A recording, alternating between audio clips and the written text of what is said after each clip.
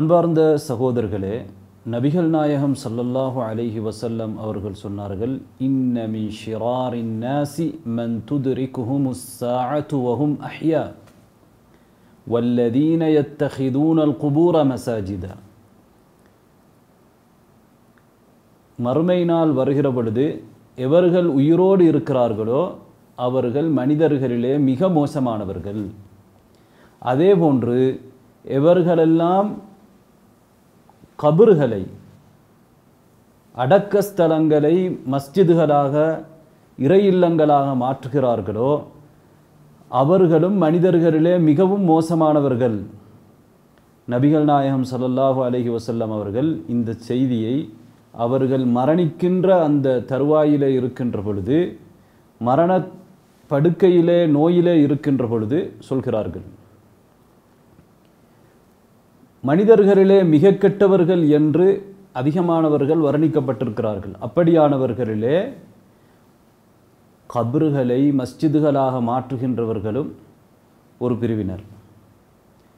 உண்மையிலே கபறுகளை மஸ்ஜிதாக மாற்றக்கூடியவர்கள் அந்த கபறுகளை வணங்கவில்லை, அல்லாஹுவைத்தான் வணங்குகிறார்கள் அல்லாஹுடைய பள்ளிவாசல்களிலே. ஆனால் அவர்களுடைய இந்த செயல்பாடு ஷிர்க்குக்கு, இணை வைப்புக்கு வழிவகுக்கிறது.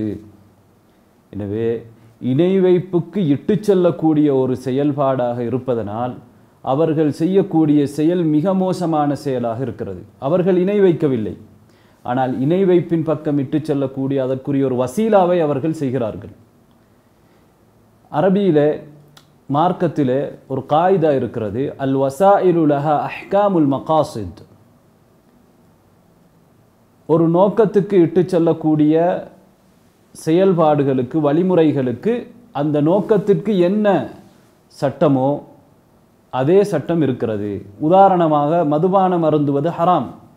ஒருவர் மதுபானம் அருந்துவதற்காக பயணிக்கிறார் என்றால் அந்த பயணமும் ஹராமான பயணம்.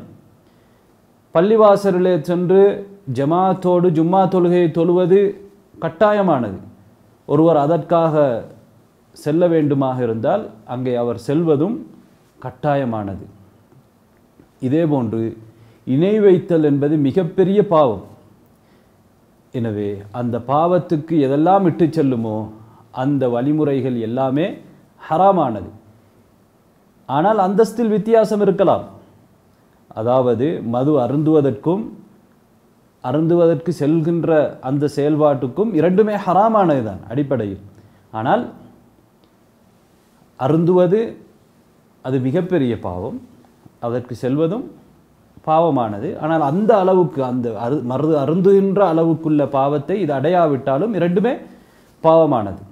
எனவே அதே போன்றுதான் மஸ்ஜிதுகளை அல்லது கபறுகளை மஸ்ஜிதுகளாக எடுத்துக்கொள்ளக்கூடியவர்கள் அவர்கள் செய்யக்கூடிய இந்த செயல்பாட்டின் காரணமாக அவர்கள் மனிதர்களிலே மோசமான மனிதர்களின் பட்டியலில் அடங்குகின்றார்கள்.